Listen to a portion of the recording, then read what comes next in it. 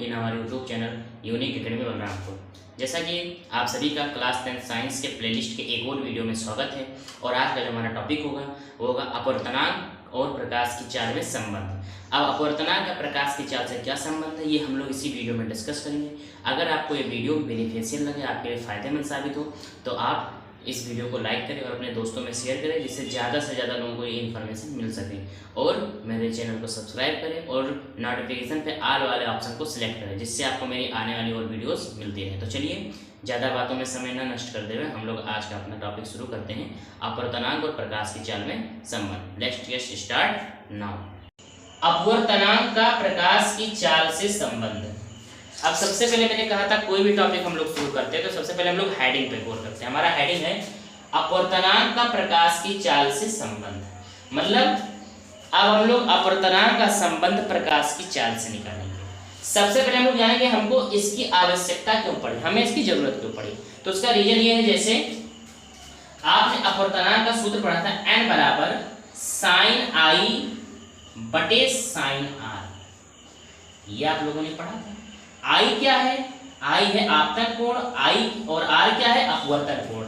यानी जब हम लोग आपतन कोण आई का ज्ञान और अपवर्तन कोण आर की ज्ञान, इन दोनों का जब अनुपात निकालते थे तब हम लोगों को अपवर्तनांक पता चल जाता था। मान लीजिए यदि हमको आपतन कोण आई और अपवर्तन कोण आर ना पता हो, तब हम लोग अपवर्तनांक कैसे निकालेंगे?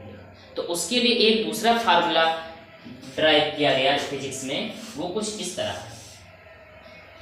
मान लीजिए आपको अगर आई और आर यानी आपतन कोण अपवर्तन कोण ना पता हो, तो आप लोग अपवर्तनांक कैसे निकालेंगे? इधर लीजिए, इधर ध्यान दीजिए। एक माध्यम के सापेक्ष दूसरे माध्यम का अपवर्तनांक, एक माध्यम के सापेक्ष दूसरे माध्यम का अपवर्तनांक। अब आप कोई एक माध्यम ले लीजिए, यहाँ पे हमारा सीमा पृष्ठ है, इसके एक और हमारा पहला माध्यम है, इसके दूसरी ओर हमारा दूसरा माध्यम। मान लीजिए हमारा पहला माध्यम है वायु, जो कि विरल माध्यम होता है, और हमारा दूसरा माध्यम है जल, जो कि हमारा सघन माध्यम है।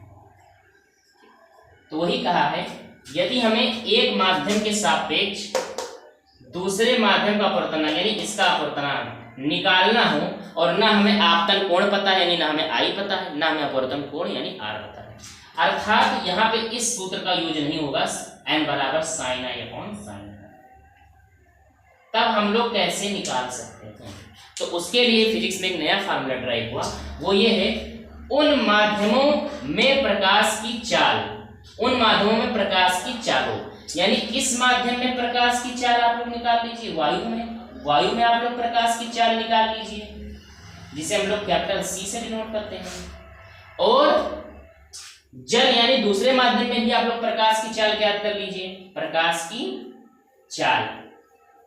जल में प्रकाश की चाल मान लीजिए आपकी हो गई b, ठीक, के अनुपात के बराबर होता है। और अब इन दोनों का अनुपात निकाल लीजिए, यानी ऊपर लिखिए वायु में प्रकाश की चाल और नीचे लिखिए बटे जल में प्रकाश की चाल।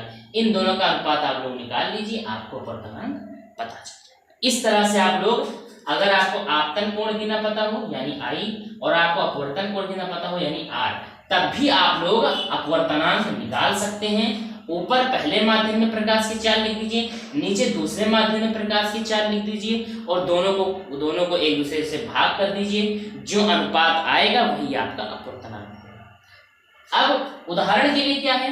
उदाहरण के लिए हमें दिया गया वायु के सापेक्ष जल का अपवर्तनांक। अब हमें वायु के सापेक्ष जल का अपवर्तनांक निकालना है। तो सबसे पहले ना हमें आई मालूम है, ना हमें आपतन कोण मालूम है, और ना ही हमें अपवर्तन कोण मालूम है, यानी ना ही हमें आर मालूम है। तो हम लोग क्या करेंगे?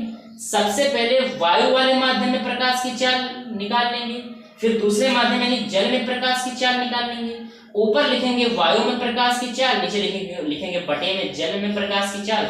दोनों को भाग कर देंगे, दोनों का अनुपात पता चल जाएगा, और हम लोग इस तरह से वायु के सापेक्ष जल का अपवर्तनांक निकाल लेंगे।